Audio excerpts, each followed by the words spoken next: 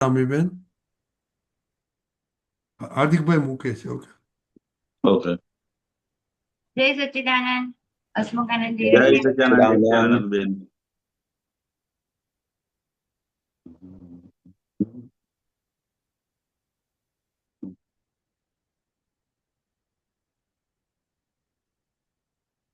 થોડું હાર્દિકભાઈ થોડું ઝૂમ કરો ને.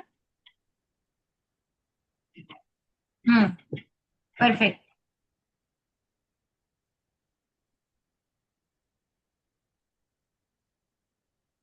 જય સચ્ચિદાનંદ. સાતત્ય હોય તો જ ઉપદેશ આપજો, અન્યથા વધશે કેપ અવગાડજો. સાતત્ય હોય તો જ ઉપદેશ આપજો, વર્તનમાં નો એવો શબ્દ ના કાઢજો. પોતાનું સુધરે પછી કોકને સુધારજો. ટસરે ચડે ત્યાં જગ નહીં ઝાલજો, ભીત સામે લાગે ત્યાં જ મન પગવાળજો. પ્રાકૃત અવળા ખૂણે જાગૃતિ રાખજો, એક ફેર લપટે મન ટેવ પડી જાય જો. સાતત્ય હોય તો ઉપદેશ આપજો, અવળું ગ્રહણ કરે દૂર બુદ્ધિ જાણજો. સમજણ વાકી છે ત્યાં હાથ જ ના ઘાલશો, કોઈનું સ્વમાન ભાંગી બગડે છે કામ જો. વ્યવહારે મર્યાદા સાચવીને ચાલજો, સાતત્ય હોય તો ઉપદેશ આપજો. શેઠ કરતા નોકરને બધું અભિમાન જો, હથોડો ઉગામશે જ થતા અપમાન જો. જેમ જેમ સત્તા વધે નમી નમી ચાલજો, સાથીઓને જશ આપી રાજી કરી નાખજો. સાતત્ય હોય તો ઉપદેશ આપજો. જ્ઞાન તો કહે છે કે કશું ના હલાવશો, પોતાની ભૂલ્યો નોંધી જાતનું સુધારજો. ઘેરે બેઠા તપ આયા ઉપકારી કાળજો, રાત દાડો રાખી તપતા મતભેદી માલજો.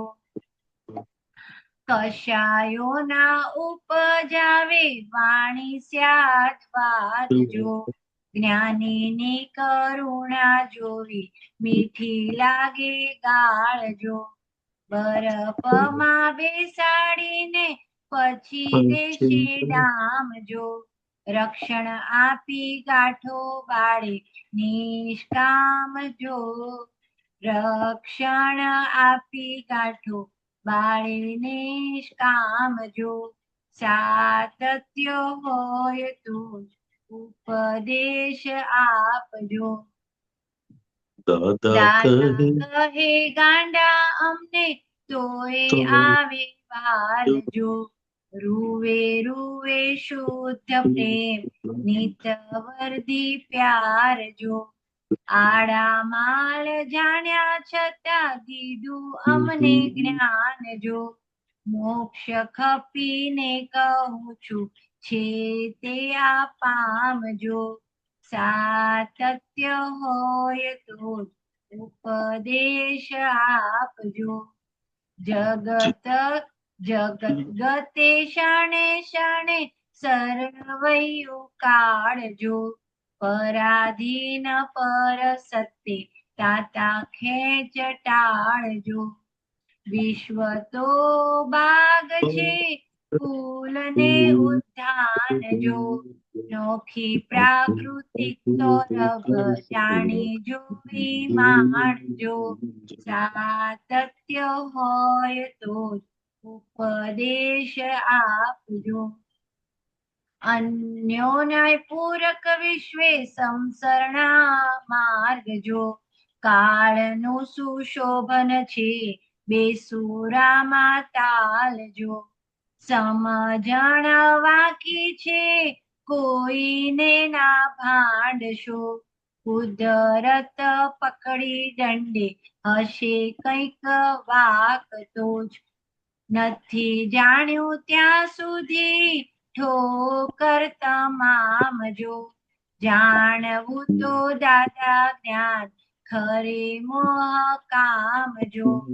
ગનેગારી નીકળે છે ભરેલા શુમાલ જો, પરમાણુ પારકા છે હીરાને સંભાળજો, સાતત્ય હોય તો ઉપદેશ આપજો, ગમે તેવા ભારે કર્મે દાદાને સંભાળજો, ચૂડી ઘાવ સોય સરશે નિશ્ચિત માનજો, કેફ જે ઉતારે સર્વે તેનું નામ જ્ઞાન જો, ભિક્ષુકી ટાળે સર્વે ભેદ બુદ્ધિ ટાળજો, સાતત્ય હોય તો ઉપદેશ આપજો,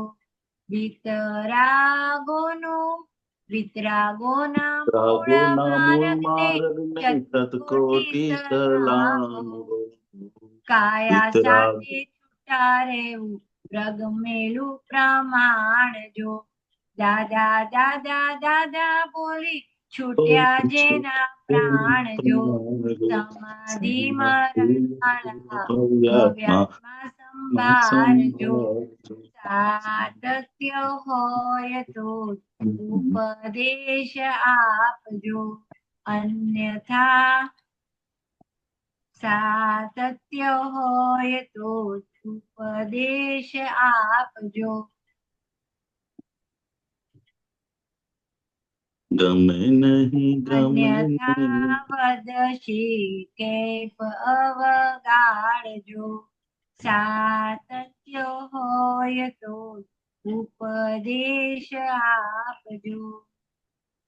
જય સચ્ચિદાનંદ હસમુખાનંદજી. જય સચ્ચિદાનંદ.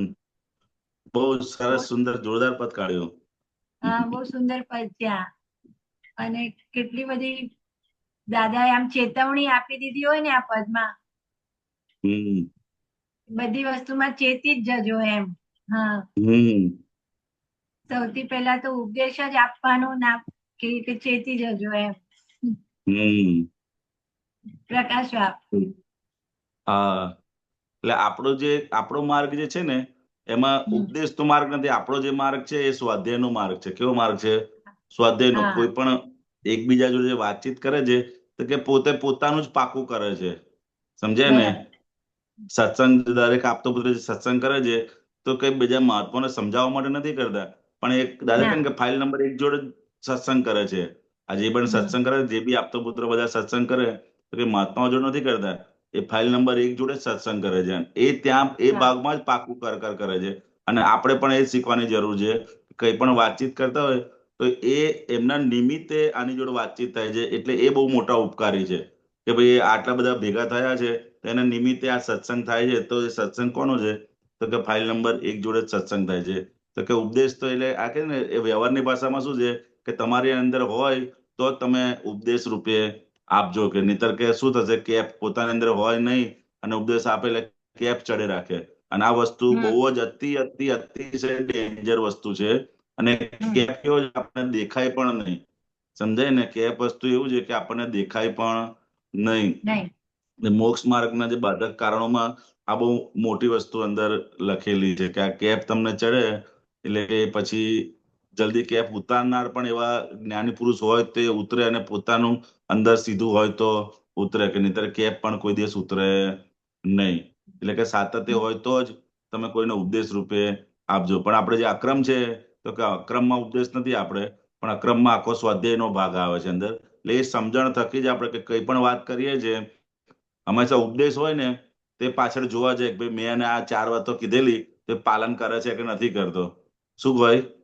એ હા, પાલન કરે છે કે નથી નથી કરતો. કરતો. અને હમ, સ્વાધ્યાયમાં કેવું હોય તો કે વાત કરીને પછી એને ખ્યાલ ના હોય, સમજાય ને કે ભાઈ આ હા, મેં એને વાત કરેલી, આ 4 વસ્તુ કરવાનું કીધેલું, સમજાય ને કે હમ, પોતે પોતાના જ સ્વાધ્યાયની અંદર હોય, સમજાય ને. પેલા અંદર પાછળ જાય કે ભાઈ મેં તને કીધેલું કે આટલું આટલું કરજે, નિયમિત વિધિ તો કરે છે કે નથી કરતો, એ બધું અંદર હોય કરતા આવડો ભાવ. પણ હમ, સ્વાધ્યાયની અંદર એ હોય. એટલે આપણે જે મહાત્માઓને અને બીજા બધાને જે સ્વાધ્યાય રૂપે હોય છે, પણ જે હમ, જગતમાં શું ચાલે છે, તો આખા ક્રમ માર્ગની અંદર ઉપદેશ રૂપે જ ચાલે છે. શું છે? એ હમ. બધાને ઉપદેશ જ આપ કરે કે ભાઈ આમ કરજો, આ ઉપદેશ ના આપ. કરતા આ કરો. અને એ આખો માર્ગ પણ બધો એ રીતનો જ છે કે એ બધું બહારનો અહંકાર ચોખ્ખો કરતા કરતા કરતા એ ક્રમ માર્ગની અંદર બધો આખો ઉપદેશ રૂપે જ હોય. પણ અંતિમ જે બધી વાણી છે એ બધી સ્વાધ્યાય રૂપે જ આવે છેલ્લે છેલ્લે, પછી પોતાના પર જ આવી જાય છે. હા, બાકી કવિને કે વર્તમાન તેવા શબ્દ ના કાઢજો, પોતાનું સુધરે પછી કોકનું સુધારજો. કેટલી હમ, અદ્ભુત વસ્તુ કરી છે કે જે વસ્તુ એ પેલો દાખલો પણ આપણે વ્યવહારની અંદર જોઈએ છે ને કે પેલા એક મધર હોય છે એનો છોકરો ગોળ બહુ ખાતો હોય છે, પછી એક હા, મહારાજ જોડે લઈ જાય છે, બરોબર, હમ, કે આ મારો હમ, છોકરો આ બહુ ગોળગાળ ખા કરે છે અને તબિયત બગડે છે કે એના લીધે. તો મહારાજે શું હમ, કીધું? અઠવાડિયા પછી આવજો. કે શું કીધું? તમે હા, અઠવાડિયા પછી અઠવાડિયા પછી. આવજો. હમ, હા, એટલે પેલો જાય છે એની મમ્મીને પાછા પાછા ઘરે આવે છે, અને પછી અઠવાડિયા પછી જાય છે. હવે અઠવાડિયા પછી જાય છે એટલે મહારાજ શું કે છે કે બેટા ગોળ ખાતો નહીં. શું કીધું? કે બેટા ગોળ હમ, ખાતો નહીં. તો એને મમ્મી કે તમારે હવે આટલું જ એક લાઈન જ બોલવું હતું તો કે અઠવાડિયા પહેલા બોલી દેવું જોઈએ ને. કે મહારાજને શું કે હમ, તમારે એક જ લાઈન બોલવી હતી તો કે તમારે હમ. અઠવાડિયા પહેલા કહી દેવી જોઈએ ને. કે આને ખોટો ધક્કો શું કામ હા, ખવડાવ્યો? તો મારે સરસ જવાબ આપે છે કે અઠવાડિયા પહેલા કે હું જ ગોળ ખાતો હતો, પછી હું એને કઈ રીતે કહી શકું કે ગોળ ના ખા? એટલે કે મેં બંધ હમ, કર્યો પછી હું એને કહી શકું ભાઈ તું હવે ખાતો નહીં. સમજાય ને? એટલે કે જે વસ્તુ મારા વર્તનમાં નતું એ શબ્દ કે હું બીજાને સુધારવા જાઉં તો કે એને કોઈ હિસાબે ઉગે નહીં. નહીં. એટલે કીધું કે એ પોતાના વર્તનમાં હોય એવા જ શબ્દો. અને દાદા ભગવાને આખું પોતાનું જે જીવન છે એમના શબ્દો લોકોને કેમ પછી હતા? કેમ કે આખું એ પ્રમાણે જીવીને ગયા છે. શું છે? એ ખાલી બોલ્યા હમ, નથી, પરંતુ એ પ્રમાણે આખું જીવીને ગયા. એટલે કઈ પણ વસ્તુ બોલે ને તો તરત એને એક્સેપ્ટ દે કે ના સાલું આવું હોવું જોઈએ, એવું છે. એમને એક એક એમનો જીવનનો બધો વ્યવહાર આપણે જોઈએ તો એક એક વ્યવહાર એ પ્રમાણે એ જીવીને ગયા છે.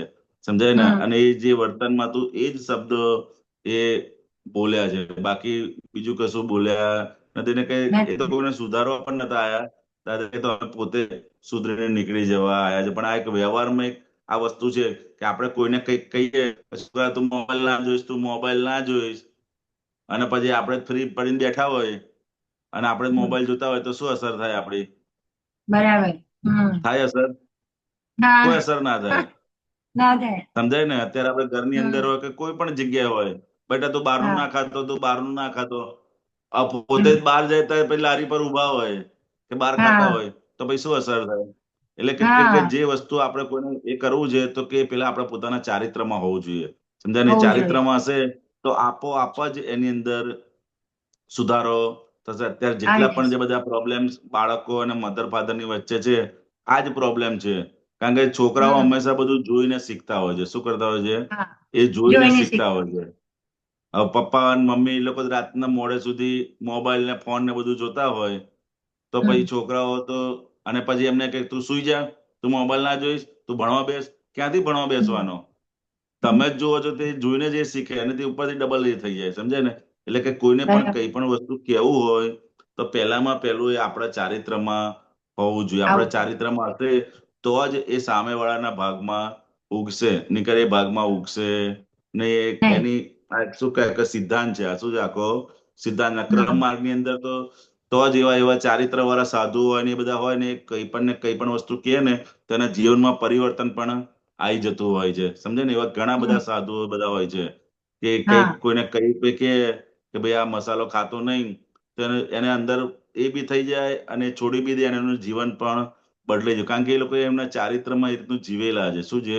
એ જીવેલા, હા એટલે જેટલું આપણા ચારિત્રમાં હોય એટલું તમે સામેવાળાને કહો તો એની અંદર કંઈક થોડો ઘણો ફરક પડે, બાકી ફરક પડે નહીં. એટલે કે વર્તનમાં એવા સંબંધ જ કાઢજો ના. એ ખૂબ જ આ વસ્તુ તો આપણે ખાસ અંદર ગૂંટ કરવા જેવું છે, કારણ કે આપણે જે આદત છે ને એ બધાને હમ સલાહ આપવાની કે કઈ પણ વસ્તુ કહેવાની કે આ છે તે છે, એ આપણે પ્રકૃતિમાં એમને વણાઈ ગયેલું છે બધું.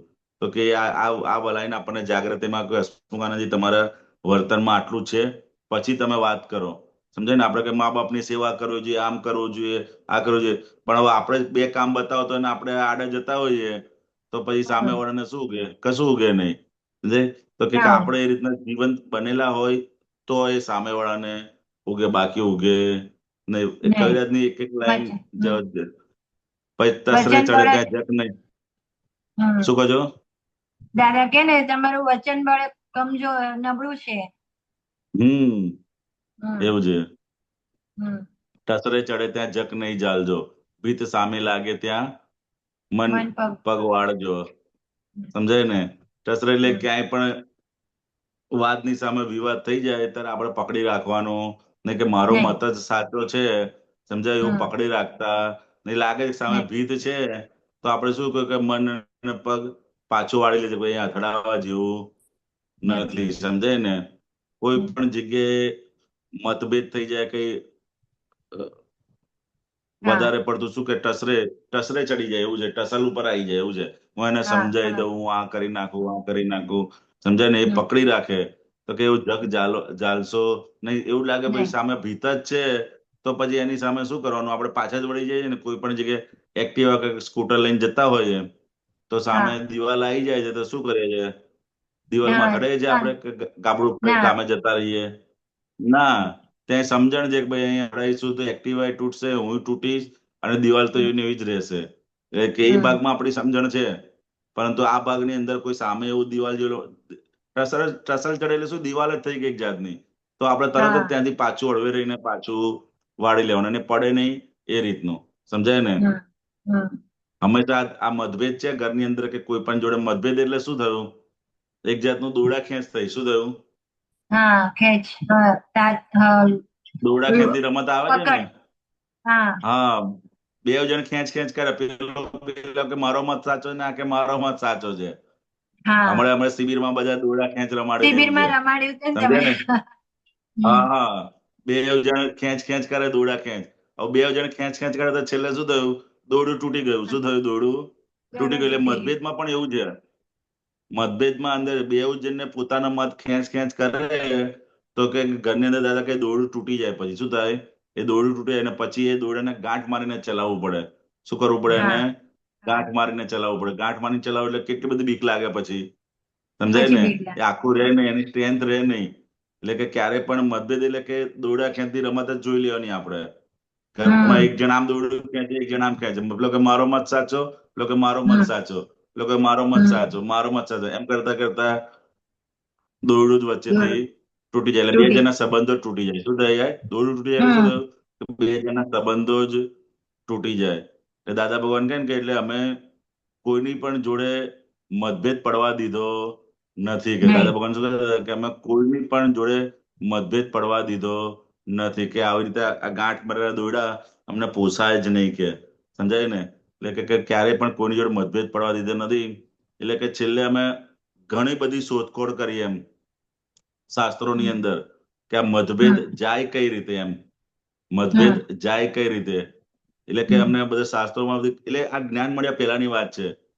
હા શાસ્ત્રમાં ને એ બધું, કે જાય કઈ રીતે, જાય કઈ રીતે. પછી અમને કે કશું એવું દેખાયું નહીં. એટલે કે અમે અમારા જીવનમાંથી પછી કે અમારો મત જ કાઢી લીધો. શું કીધું એમને? ઓ અમારો મત જ કરી મત જ કાઢી લીધો. કે સમજે ને?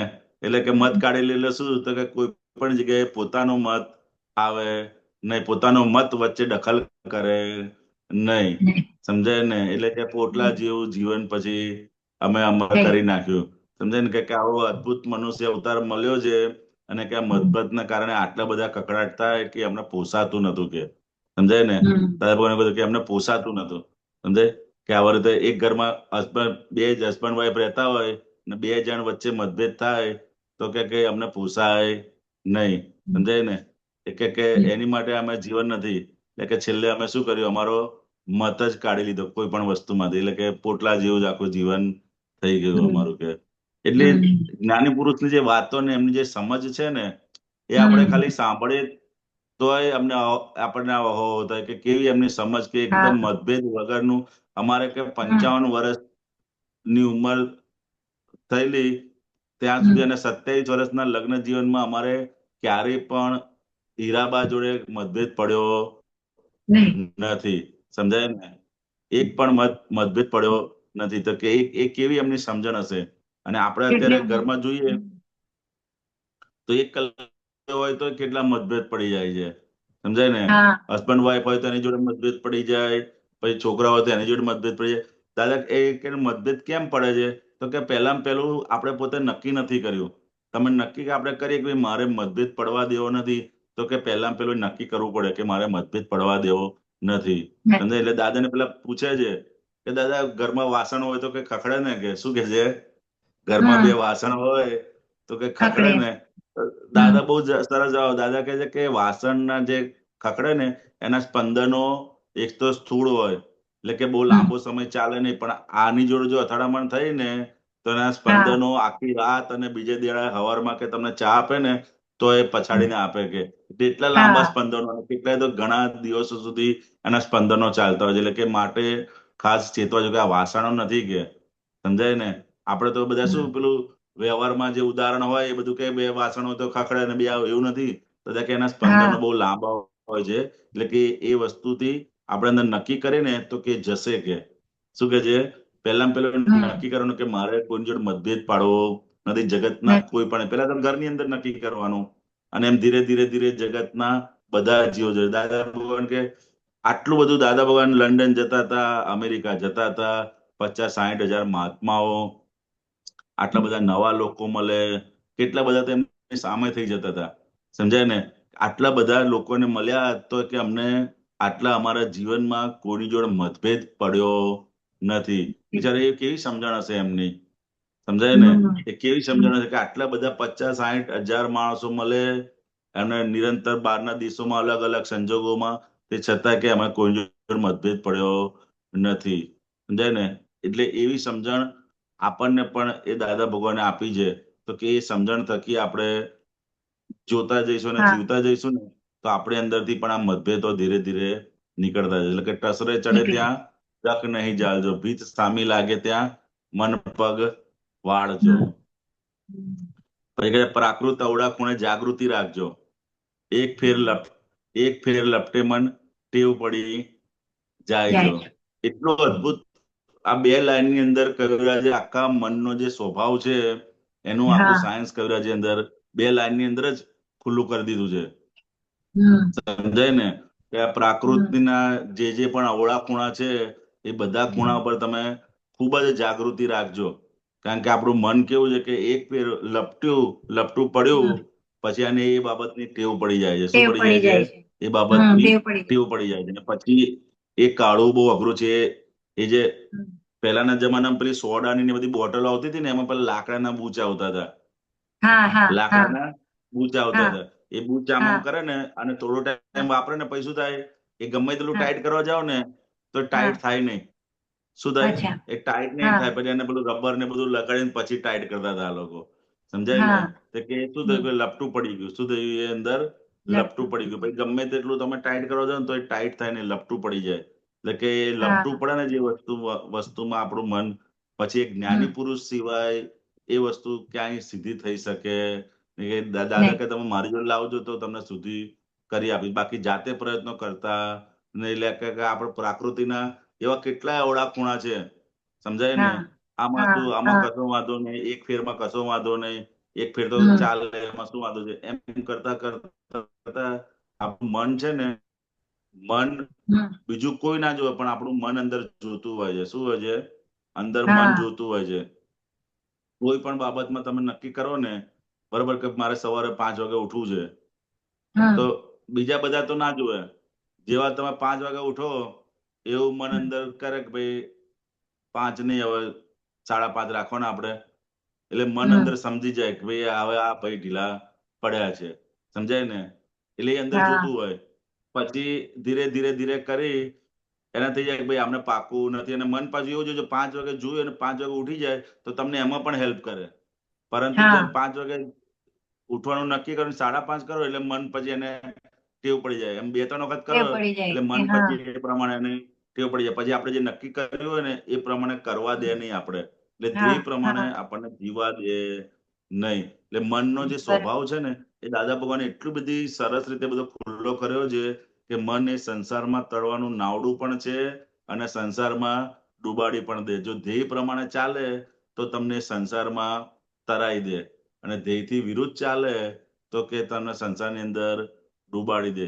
તો કે મન જો આપણે ધ્યેય પ્રમાણે એને એક વખત નક્કી કર્યું 5 વાગે, એક વખત ઉઠી જાય, અને જો ના ઉઠે તો મનને પછી અંદર એ કે ભાઈ આવીને પોલ મારે અહીં આપણો વાંધો આવ્યો નથી, કારણ કે અંદર એ જુએ છે. શું કરે છે? અંદર એ જુએ છે. હમ અને બીજું, ના ઉઠ્યા તો ખુલ્લું કરી દેવું પડે કે ભાઈ આ મારે આજે હમ નબળાઈ થઈ ગઈ કે મારે આજે નક્કી કરેલું પણ પાછું આ મારો ફજેતો કરી નાખ્યો, મારા મને કહીએ મને ઉઠવા હમ દીધી નહીં, એવું કરીને ખુલ્લું કરે તો પછી પાછું એ સરખે પાટે ચડી જાય. દાદા ભગવાનનું ઉદાહરણ છે ને, દાદા ભગવાને જે પેલું નક્કી હમ કરેલું કે ભાઈ હવે હુક્કો કે આ સિગરેટ મારે પીવી નથી, આના નથી લીધે ઘણા જણને નુકસાન થાય છે.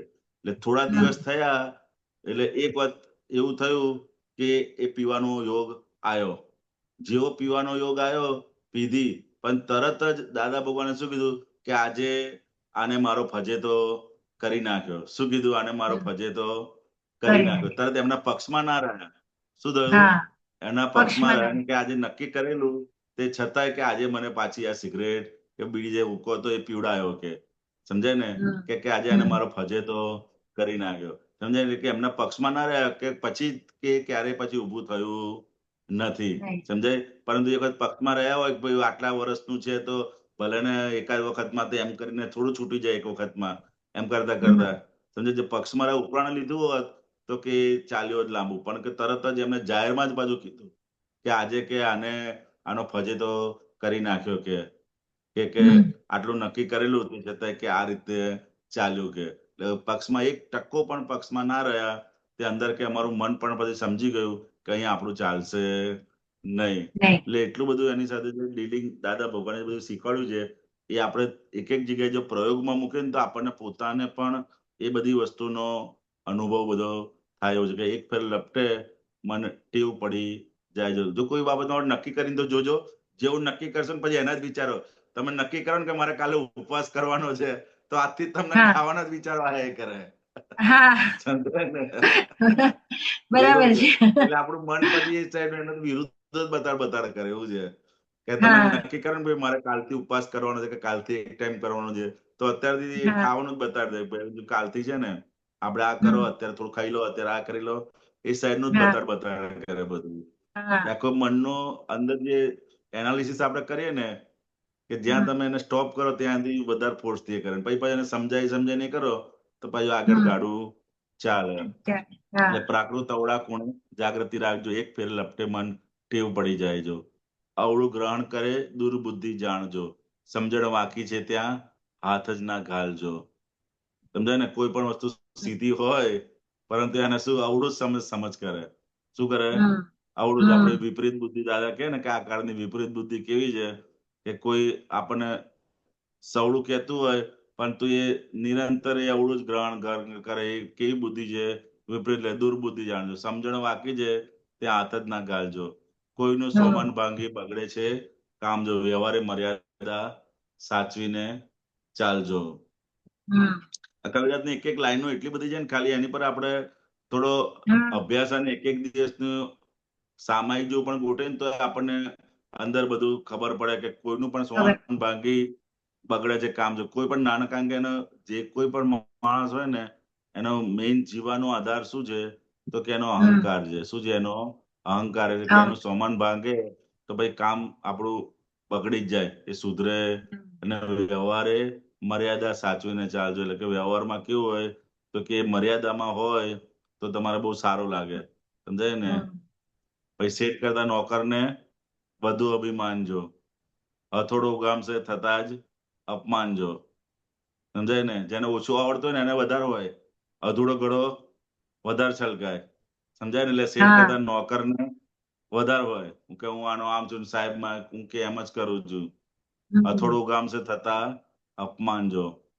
પછી આગળની લાઈન બહુ મસ્ત છે કે જેમ જેમ સત્તા વધે નમી નમી નમી નમી ચાલજો. ચાલજો. એવું છે. જેટલી જેટલી સત્તા વધે તો જ તમારી જોડે સત્તા ટકી રહેશે, નહીતર ટકશે નહીં.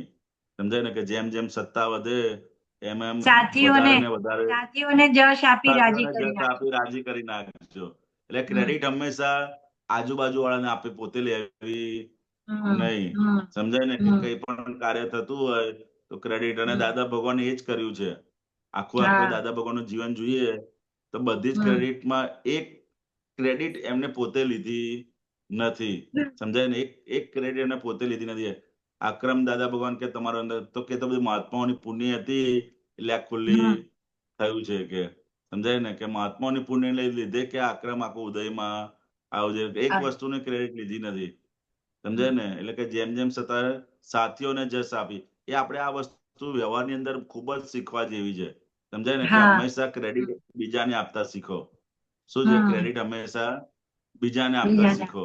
જે આપણી જોડે ભલે એને આખા 100% કામમાં 10% કામ કર્યું હોય, પરંતુ એ પણ એક એવિડન્સ હતો ને કે કોના નિમિત્તે શું થયું હોય એ આપણને ખબર હોય નહીં. એટલે હંમેશા, અને વ્યવહારમાં કેવું છે, ઊંધું છે. કોઈએ કામ કર્યું ને ક્રેડિટ હા લેવા ફરતા હોય છે લોકો. શું કરતા હોય છે? હા ક્રેડિટ લેવા ફરતા હોય છે. સમજાય બરાબર. ને? કે આ બધું મેં કર્યું છે ને મારા થકી ને મારો જ આઈડિયા હતો ને મેં જ હતું આ હતું. સમજાય ને?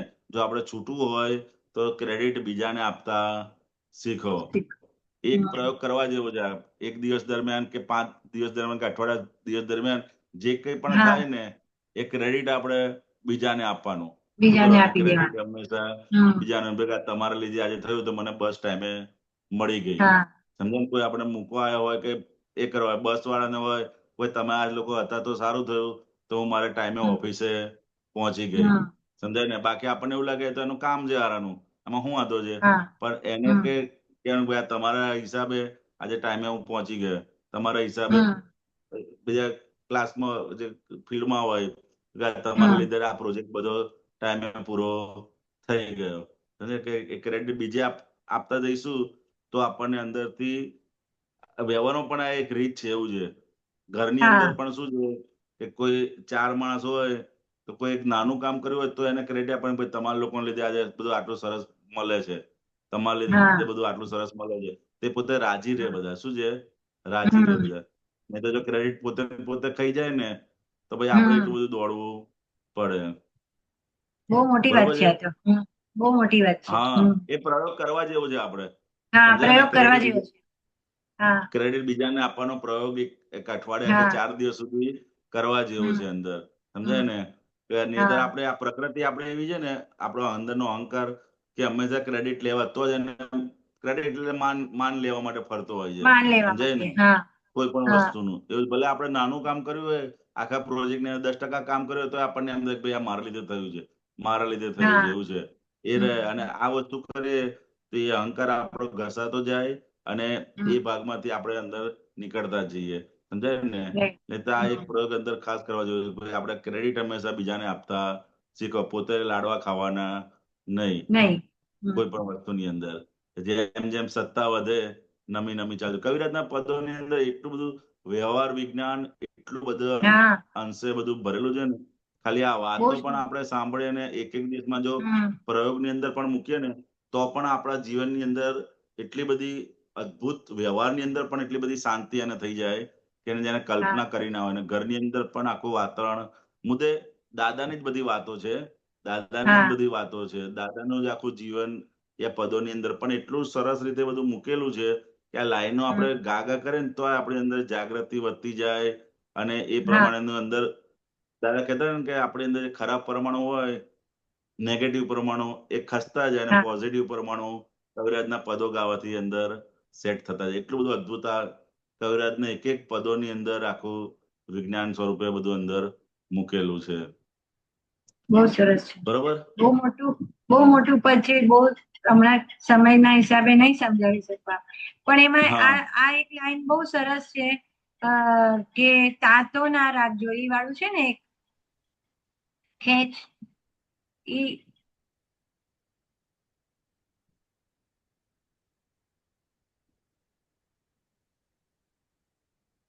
જગત જગત ગતે ક્ષણે ક્ષણે સર્વૈયું કાળજો, પરાધીન પર સત્ય તાતા ખેંચ ટાળજો.